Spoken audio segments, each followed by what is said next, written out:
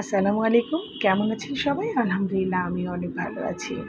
আজকে আমি ডিমের দো পেঁয়াজা রান্না করেছি আর সেটা আপনাদের সঙ্গে শেয়ার করলাম। আর এটা কিন্তু আজকে আমার অর্ডারেও যাবে, হ্যাঁ? তো সঙ্গে নিজের রান্নাটাও কমপ্লিট করে নিলাম। তো এখানে ১৬ টা ডিম আমি ভালো করে সিদ্ধ করে একটু হলুদ লবণ মাখিয়ে একটু তেলে একটু ভেজে নিলাম। খুব হালকা ভাজা দিয়েছি। ডিম আবার বেশি ভাজলে ভালো লাগে না আমার কাছে। তো যাই হোক আবার সঙ্গে ওই তেলেই আবার বেশ খানিকটা তেল দিয়ে দিলাম, সরিষার তেল। আর ফোড়নে একটু জিরা দারচিনি দিয়েছি। তো জিরা আর দারচিনি ফুটে উঠলেই এর ভিতরে কিন্তু আমি ১ কাপ পেঁয়াজ দিয়ে দিয়েছি। আর কাঁচা মরিচটাও দিয়েছি প্রায় ১৫-১৬ টার মতো। একটু ঝাল, ঝাল করেই আমাকে রান্না করতে বলেছে। যেহেতু আজকে আমার এটা একটু অর্ডারের যাচ্ছে, আরও একটু যত্ন করে রান্না করছি। আর পেঁয়াজটা নরম হওয়ার জন্য আমি ১/২ চামচের মতো এখানে লবণ দিয়ে দিলাম, হ্যাঁ? তো পেঁয়াজটা যখন নরম হয়ে গেছে, তখন আমি এর ভিতরে আস্তে, আস্তে মশলাগুলো দিয়ে দিচ্ছি।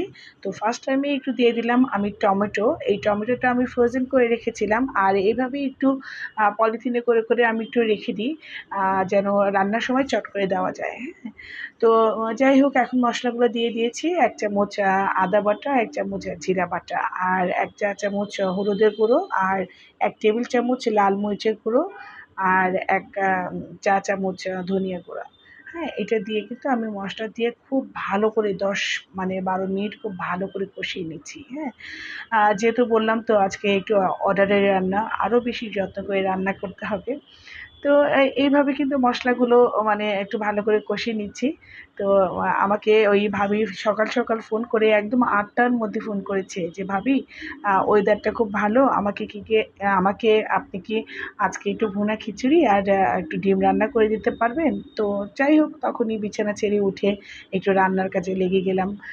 আ তো এর ভিতরে আর কোনো মসলা দেব না। হালকা একটু গরম পানি দিয়েই কিন্তু আমি মসলাটা প্রায় ১০-১২ মিনিট একটু ভালো করে কষিয়ে নিয়েছি।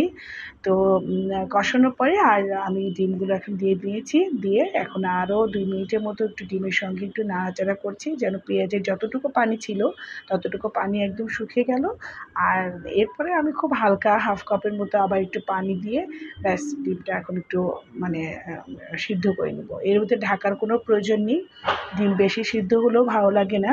আর নামানোর আগে ১ চা চামচ মানে গরম মসলার গুঁড়া ছড়িয়ে দিয়েছি। ব্যাস হয়ে গেল আমার রান্না। আর আমার এই রেসিপিটা যদি আপনাদের ভালো লেগে থাকে অবশ্যই লাইক, কমেন্ট, শেয়ার করবেন। আমার কিন্তু বক্স করাও রেডি হয়ে গেছে। যেহেতু এটা অর্ডারে যাবে আর আমার জন্য আপনারা বেশি, বেশি দোয়া করবেন। আমি কিন্তু রান্নার কাজ করতে খুব ভালোবাসি। আল্লাহ হাফেজ।